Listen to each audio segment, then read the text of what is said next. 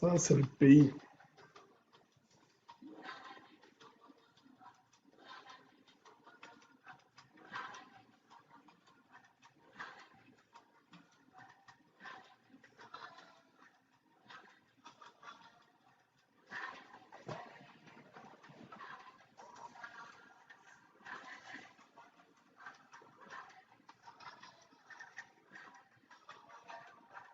Mbolo, est-ce que vous entendez la musique qui passe derrière là?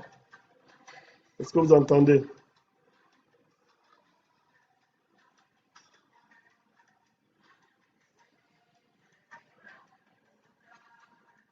Bonjour, bonjour. Il est 8 heures du matin ici. C'est lorsqu'on écoute la musique de chez nous.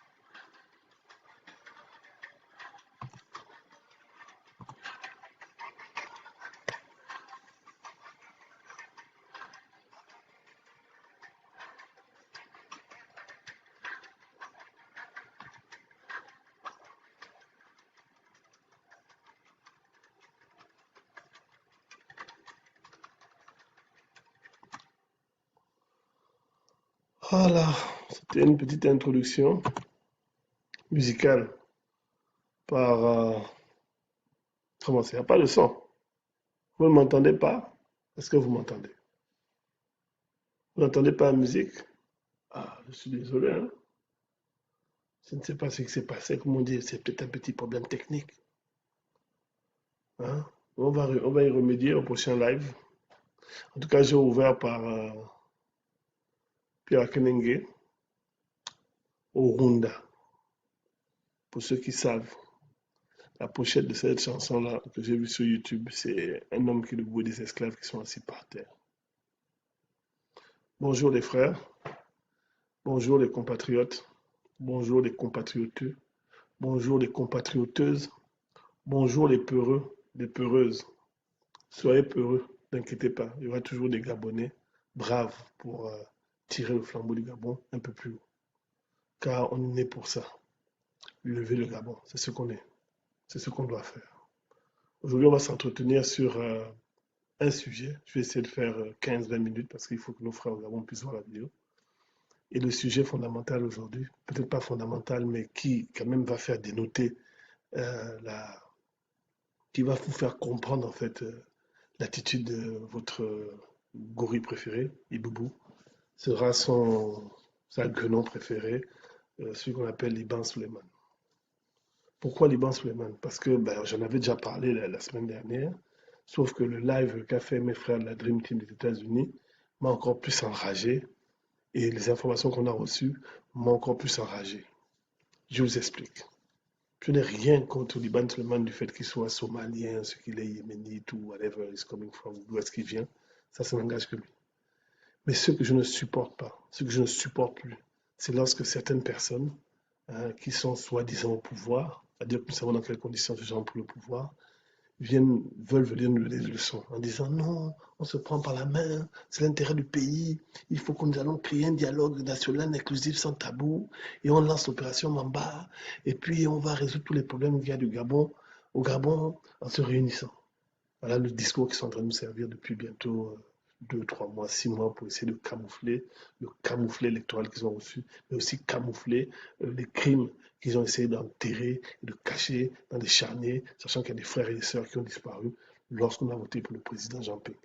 Comme je vous dis souvent, le président Jean Ping est la personne qui a été élue par les Gabonais. Et je ne vois pas qui est-ce qui peut me donner des leçons sur ce qu'est Jean Ping. On n'est plus à ce niveau-là. Jean Ping a été élu, point barre.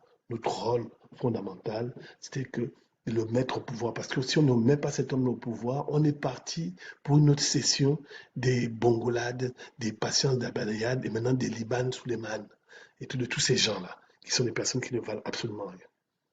Liban Suleiman a fait quelque chose d'incroyable vraiment. C'est-à-dire que c'est un petit qui certainement est brillant, qui doit avoir des qualités, à part son énorme popotin.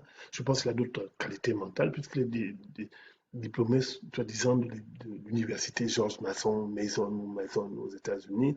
Il a eu un master comme tout le monde, peut-être ou peut-être pas. Il faudrait qu'il nous sorte les preuves de ça, mais je pense qu'il n'a pas ça. Moi, je vous dis, hein, quand on parle d'avoir les masters, les machins, moi, je vous sors tous les papiers, on monte l'expérience professionnelle, on sort, on est capable de sortir ça. Et en général, les Gabonais qui vivent à l'étranger ont pu exploiter pleinement les diplômes qu'ils ont eus.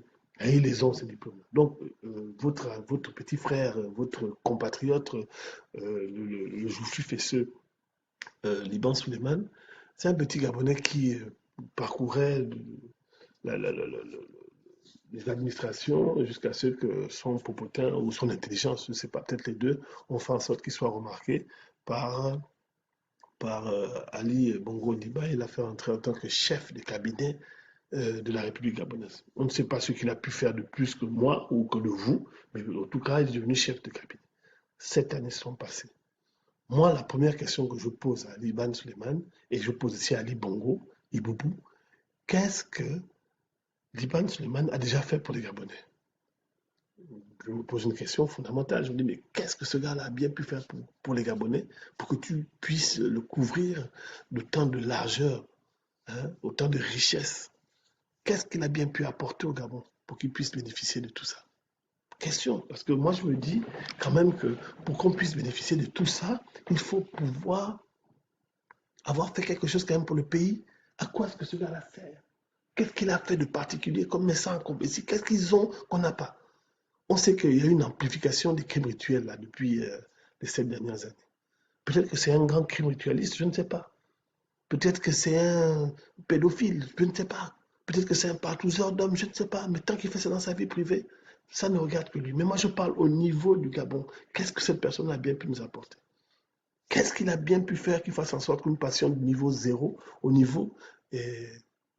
Et on ne va pas faire 0 à 10 parce que ça, c'est trop compliqué pour eux. Mais rien du tout. Rien du tout. Ce gars-là n'a absolument rien fait pour les Gabonais. Il est comme Ali Bongo, il est comme Meksa Kombesi, il est comme Sharfedine, il est comme Parks, il est comme tous ces gens-là qui entourent le président Ali, hein, le président autoproclamé Ali. Depuis 7 ans, ils sont en train de crier fort, à dire qu'ils ne brassent que du vent. Qu'est-ce qu'ils ont fait pour le Gabon? Rien. Par contre, qu'est-ce qu'ils ont fait au Gabon? Ça, on peut vous le dire. Et on va vous le dire correctement. Liban Suleiman, moi j'habitais à lui. C'était un petit garçon quand je suis parti. Bon, plus enfants, ça n'a jamais été mon pote, puisqu'on doit avoir un décalage de 10 ou 15 ans, parce que moi je suis quand même un tonton.